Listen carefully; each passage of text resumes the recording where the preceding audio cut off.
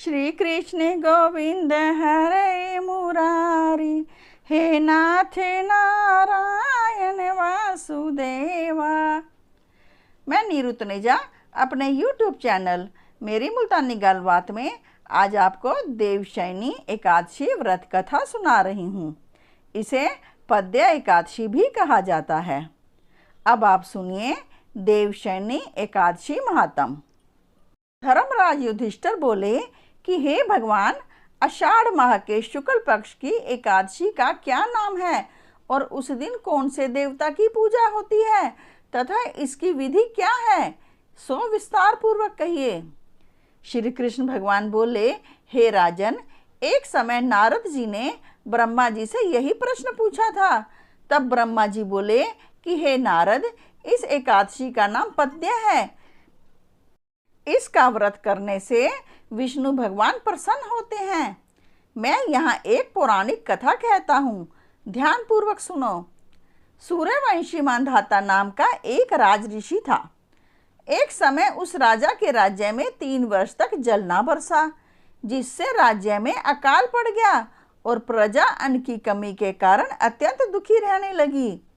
एक दिन प्रजा राजा के पास जाकर प्रार्थना करने लगी, हे राजन, समस्त विश्व की सृष्टि का मुख्य कारण वर्षा है। इसी वर्षा के अभाव से राज्य में अकाल पड़ गया है और अकाल से प्रजा मर रही है। हे राजन, आप कोई ऐसा उपाय बताइए जिससे हम लोगों का दुख दूर हो।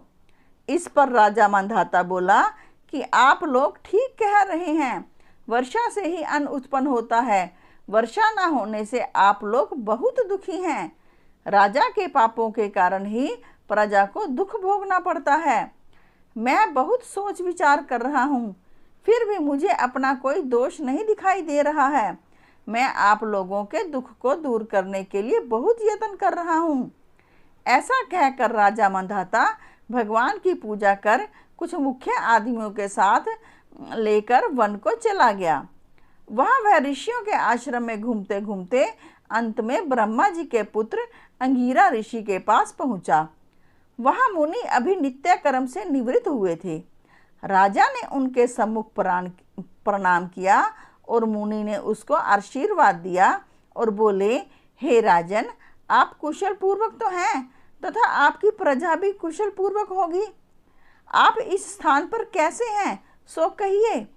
राजा बोला, हे महर्षि, मेरे राज्य में 3 वर्ष से वर्षा नहीं हो रही है।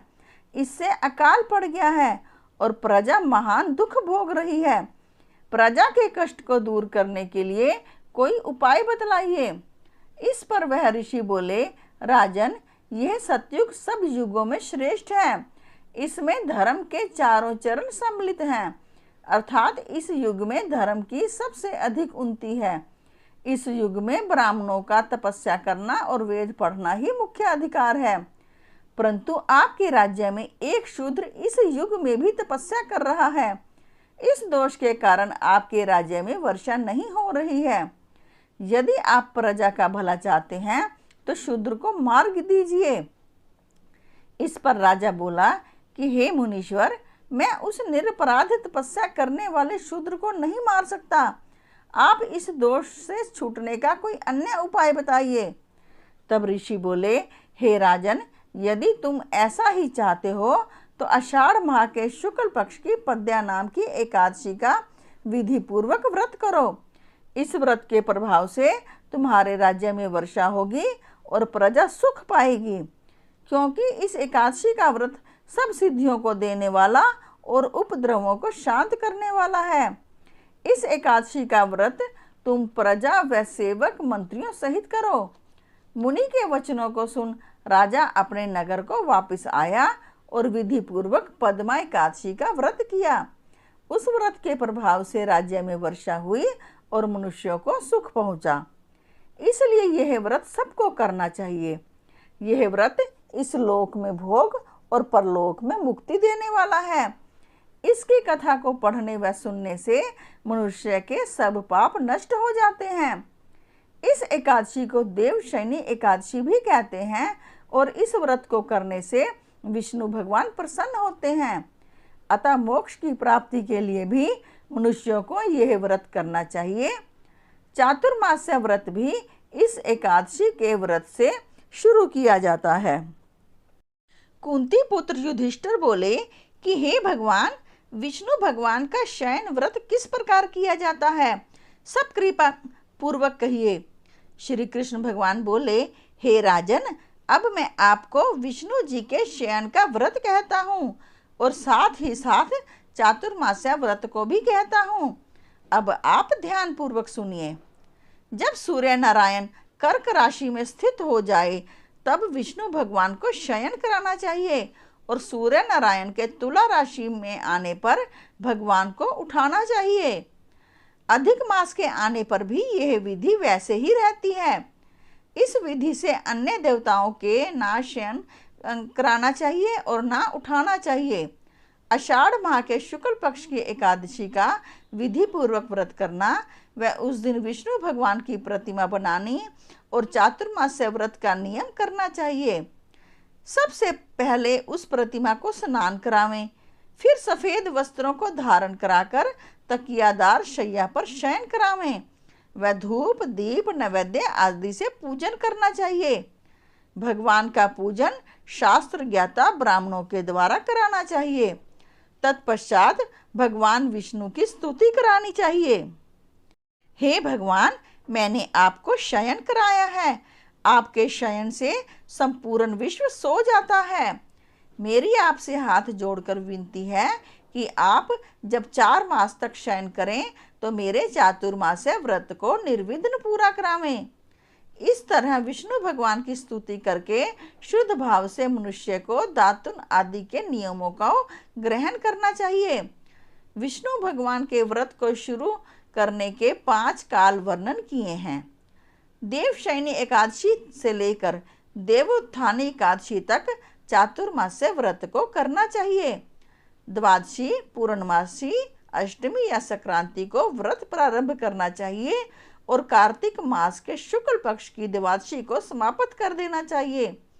इस व्रत से समस्त पाप नष्ट हो जाते हैं। जो मनुष्य इस व्रत को प्रतिवर्ष करते हैं वह सूर्य के समान देदीप्यमान विमान पर बैठकर विष्णु लोक को जाते हैं। हे राजन, अब आप इसका पृथक पृथक फल सुने। जो मनुष्य देव मंदिरों में रंगीन बेल बूटे बनाता है उसे 7 जन्म तक ब्राह्मण की योनि मिलती है। जो मनुष्य चातुर्मास्य के दिनों में विष्णु भगवान को दही, दूध, घी, शहद और मिश्री के साथ स्नान कराता है वह वैभवशाली होकर सुख भोगता है। जो मनुष्य श्रद्धा पूर्वक भूमि, स्वर्ण, दक्षिणा आदि ब्राह्मणों को देता है स्वर्ग में जाकर इंद्र के समान सुख भोगता है। जो विष्णु भगवान की स्वर्ण प्रतिमा बनाकर धूप, दीप, पुष्प, नैवेद्य आदि से भगवान की पूजा करता है वह इंद्रलोक में जाकर अक्षय सुख भोगता है। जो मनुष्य चातुर्मास्य के अंदर नित्य प्रति तुलसी जी भगवान को अर्पित करता है या स्वर्ण की तुलसी अर्पित करता है वह स्वर्ण के विमान पर बैठकर विष्णु लोक को जाता है। जो मनुष्य विष्णु भगवान की धूप दीप से पूजा करते हैं उनकी अनंत संपत्ति मिलती है। जो मनुष्य इस एकादशी से कार्तिक के महीने तक अश्वत्थ वृक्ष और विष्णु जी की पूजा करते हैं उनको विष्णु लोक की प्राप्ति होती है। इस चातुर्मास्य व्रत में जो मनुष्य संध्या के समय देवताओं तथा ब्राह्मणों को दीप दान करते हैं तथा ब्राह्मणों को सोने के कमल या वस्त्र देते हैं विष्णु लोक को जाते हैं। जो मनुष्य भक्ति पूर्वक भगवान को चरणामृत लेते हैं वह इस संसार के आवागमन के चक्र से छूट जाते हैं। जो मनुष्य मंदिर में नित्य प्रति 108 बार गायत्री मंत्र का जप करते हैं वह पापों में लिप्त नहीं होते। जो मनुष्य पुराण तथा धर्मशास्त्र को सुनते हैं और वेद पाठी ब्राह्मणों को वस्त्रों तथा स्वर्ण सहित उनका दान करते हैं वे दानी, धनी, ज्ञानी और कीर्तिमान होते हैं। जो मनुष्य विष्णु भगवान या शिव जी का स्मरण करते हैं और अंत में उनकी प्रतिमा दान करते हैं वह सब पापों से रहित होकर गुणवान बनते हैं। जो मनुष्य सूर्य नारायण को अर्घ्य देते हैं और समाप्ति में स्वर्ण युक्त गोदान करते हैं, उनको पूरी आयु तक स्वस्थ देह प्राप्त होती है तथा कीर्ति, धन और बल पाते हैं। चातुर्मास्य में जो मनुष्य गायत्री मंत्र द्वारा तिल से होम करते हैं और चातुर्मास्य समाप्त हो जाने पर तिल का दान करते हैं, उनके समस्त पाप नष्ट हो जाते हैं और निरोग शरीर मिलता है तथा सुपात्र संतान होती है।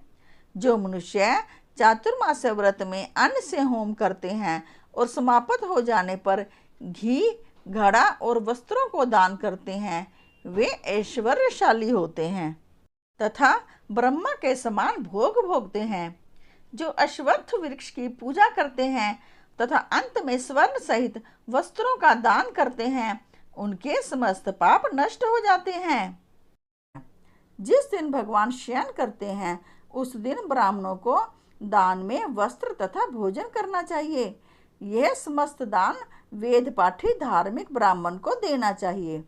चोरी करने वाला, मद्यपान करने वाला, अगम्य गमन करने वाला, अधर्मी, शास्त्रों का निरादर करने वाला, मिथ्या बोलने वाला, अन्य त्याज्य कर्म करने वाला ब्राह्मण को दान देने से उल्टा पाप लगता है तथा नरक की प्राप्ति होती है।